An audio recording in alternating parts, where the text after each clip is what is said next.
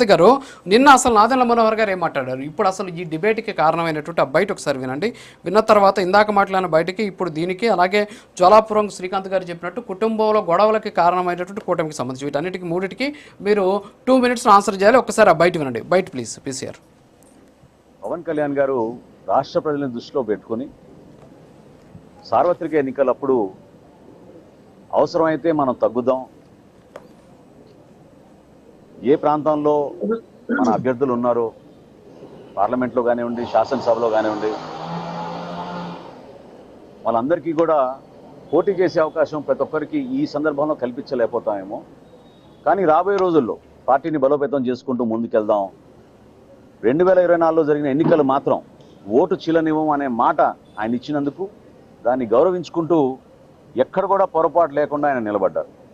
So కూటమిలో మేము 4 అడుగులు వెనకేసినా కూడా అది కూటమిలు బలపరచడానికి ఎన్డీఏ భాగస్వాములుగా మేము ఒక బాధ్యతతోటి ముందుకెళ్ళాం తప్ప అది ఈ రోజున కూడా స్థానిక సంస్థల్లో అదే రీతిలో ముందుకెళ్తున్నాను అనుకోవడం అది పొరపాటు. పవన్ కళ్యాణ్ గారు కార్తిక్ గారు విన్నారు కదా, సో ఏంటి ఇప్పుడు ఈ బయట విన్నారు, ఇందాక నేను 3 ప్రశ్నలు అడిగా, వాటికి ఆన్సర్ చేయండి ప్లీజ్. ఏం లేదు సార్, నాగబాబు సీట్ను కూడా పవన్ కళ్యాణ్ అప్పుడు పార్లమెంటు అసెంబ్లీ ఎన్నికల సమయంలో వదిలేసుకున్నాడు. కొంత సోదరుడి నిలబట్టడానికి అంతా రంగం సిద్ధం చేసుకున్న తర్వాత కూడా బీజేపీతో పొత్తు కుదురుతున్న సమయంలో ఆ పార్లమెంట్ స్థానం బీజేపీకి కావాలనుకున్నప్పుడు వదిలేసుకున్నాడు. 23 అసెంబ్లీ స్థానాలు అనుకుని మళ్ళీ 21 తగ్గించుకున్నటువంటి, అంటే ఆ రోజుల్లో పవన్ కళ్యాణ్ త్యాగానికి చాలా క్లియర్ గా మనం ఒప్పుకొని తీరాలి.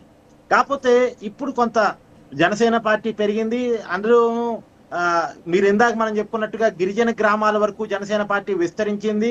కాబట్టి పెరిగిన బలం ప్రకారం సీట్ల పంపకం కావాలి అనేది జనసేన యొక్క ఆలోచన కావచ్చు కాక, ఏ రాజకీయ పార్టీకైనా ఇందాక మనం చెప్పుకున్నట్టుగా ఎక్కువ స్థానాల్లో పోటీ చేయాలి, ఎక్కువ స్థానాలు మన పార్టీ గెలవాలి, మన పార్టీ క్యాడర్ కి ఎక్కువ పదవులు ఇవ్వాలి అనేటువంటి సహజంగా ఉంటుంది. ఆ ఆలోచనతో నాగిన మనోహర్ గారు మాట్లాడిన మాటలను